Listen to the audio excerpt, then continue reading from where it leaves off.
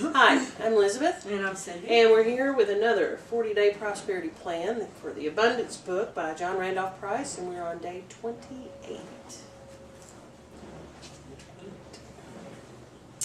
My consciousness of the Spirit within me as my unlimited source is the divine power to restore the years, the locusts of Eden, to make all things new, to lift me up to the high road of abundant prosperity. This awareness, understanding, and knowledge of Spirit appears as every visible form and experience that I could possibly desire.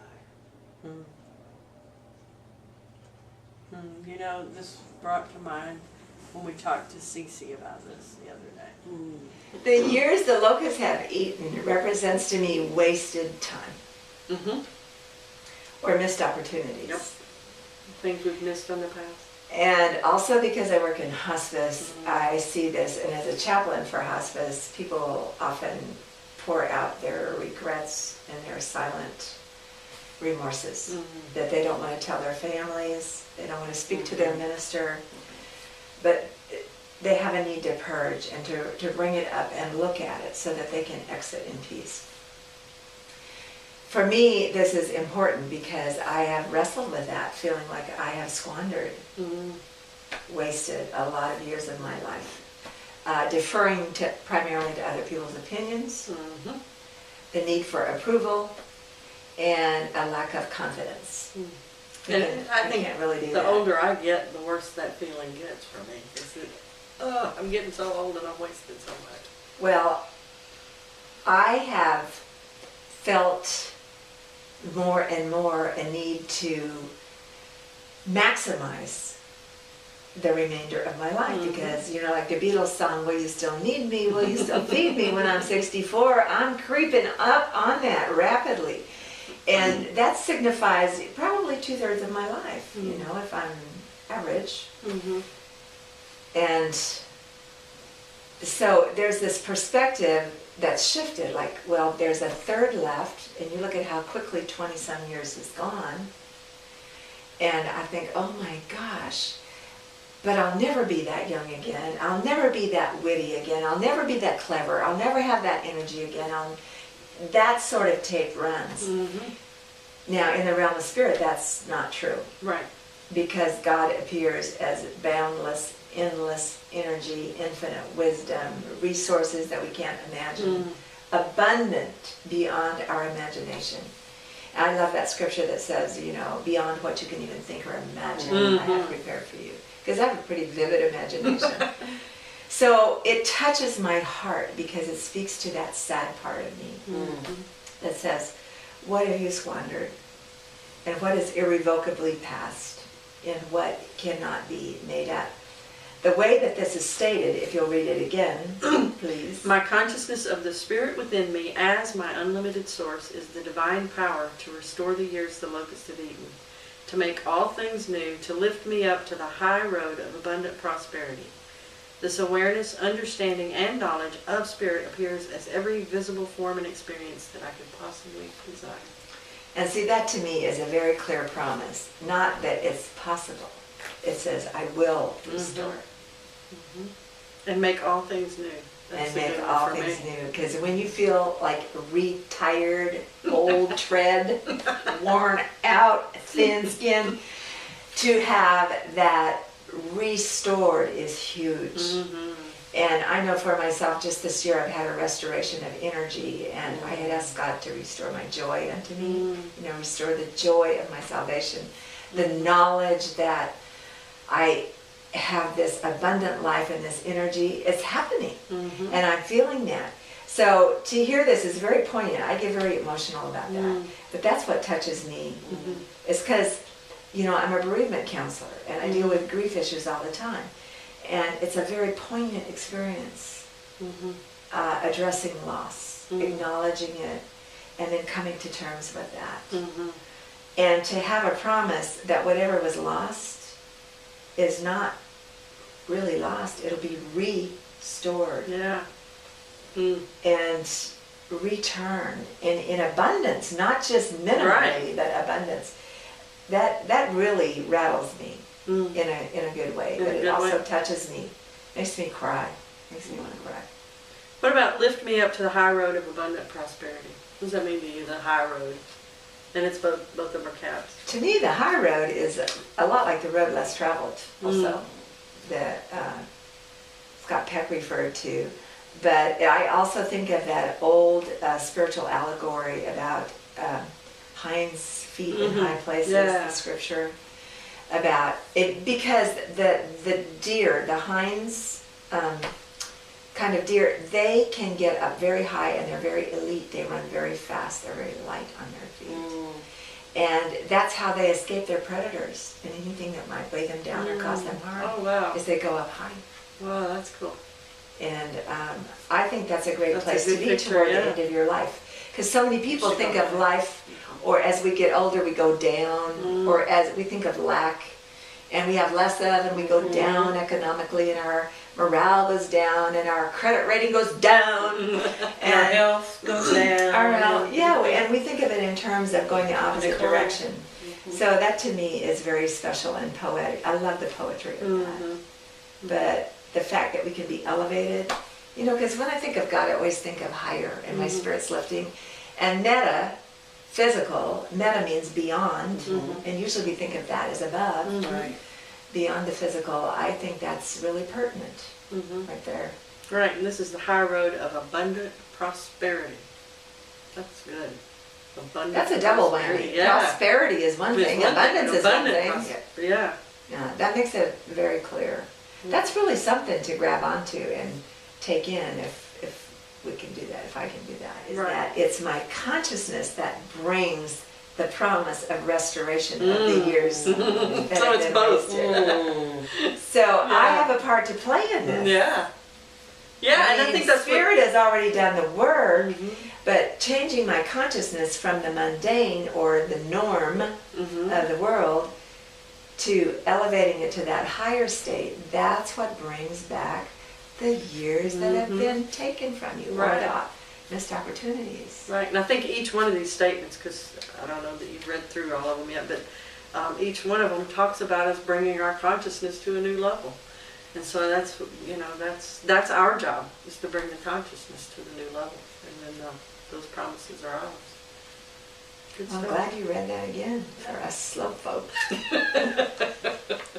I think for me today, where I'm at today, it's telling me that it just doesn't matter what's happened with the past. None of it matters. In the big scheme of things, we're here, as you said earlier, to have an experience. And that experience is today, period. You know, I can't change yesterday. I can't do anything about tomorrow except to set Live my today. goals and live today. And today is what matters. What I do today is going to be the memories I have for tomorrow. And what I do today is going to be the things for my past tomorrow. And if I'm living in the past, then I'm going to get more of the past in the future. You're going to keep drawing it to you. Yeah, and you know, I can't change anything till I change today. I Good can point. set my intentions to change tomorrow, but until I change today, nothing's going to change tomorrow. So, what I do today makes a difference as to whether I restore what the locusts have eaten. You know? That makes sense that it really doesn't matter what happened yesterday. Every day's a new day. And But you brought up a good point. What you do today will determine whether or not you get that back. yeah. I mean, Because I can sit here and cry over spilled milk, but that's not going to make the milk not be spilled. You know? And it's just going to make my tomorrow worse. Because my yesterday was about spilled milk. You know? If I change right now today to say, okay, I'm not going to think about that anymore. I'm going to make a new experience today so that tomorrow my past is different. But how many of us sit? How many years have we sat in the same place saying that one of these days I'm going to do that? It's today, today, today, today. We've got to learn to change today, not wait till tomorrow. I know at one point when I was going on a new diet program, you know, I thought, oh, I've got a big weekend coming. I'm going to this big thing, and we're going to have lots of food, and I should start after that. And so I talked to the doctor who was in charge, and I said, I think I should start Monday after this weekend, after I get back, so it's a fresh start. And he said, there's always going to be something. There's always going to be something coming up. Start today. You can't change Fresh anything start if you don't start today. today. And then if you mess up and eat too much over the weekend, then there will be another fresh start on today. You know, but today is when you have to change. You can't say, I'll wait until Monday to change. Today it has to start. Even if you know something's coming up on Saturday, change today. Saturday can still come and go. You'll You be may a be in a different different person. place. You're going to be in a different You're place. going to be on a different Saturday. person on Saturday than you are today. Regardless of what you do today, you're going to be a different person, because you can either choose to make it better today and be a better person on Saturday, or you can make it worse today and be a worse person on Saturday. But what you do today is what matters. So today is the only day we have control over. It's the only day we have. It's the only day we have. We don't have yesterday anymore, and we're not guaranteed tomorrow. So if there's a change that we're wanting, we've got to do it today. Today. Right. So, when I asked you, do you want to go exercise today? I knew you were going to rub that in my face. I knew you were going to rub that in my face. But, you know, I was kind of fresh off of, no, it's too dangerous to go get milk. Fine. Too dangerous to go to the store. That was yesterday. I knew you were going to Today. bring that up. I knew it. I was right, too, wasn't I? Oh, my God. Moving on. What about to lift me up to the high road of abundant prosperity?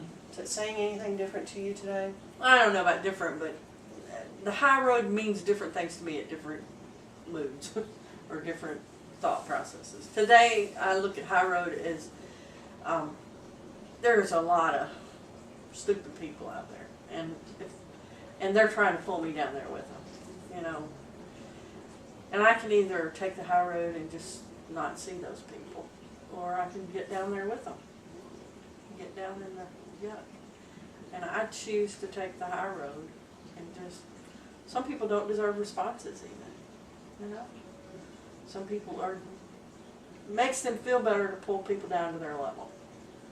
And there was a time in my life when I would go down to their level just because I felt sorry for them, or I didn't want to Or hurt you their felt the feelings. need to defend yourself. Right, or my self-esteem was so low, I thought I deserved to be down there at that level. And now, the more I do this inner work, the more that's not my drama, you know? And I deserve better than the drama, and they do too. And instead of letting them pull me down to their level, why don't I pull them up here to this high road, where we're all on a path for our better, for our good, and help each other get to that good.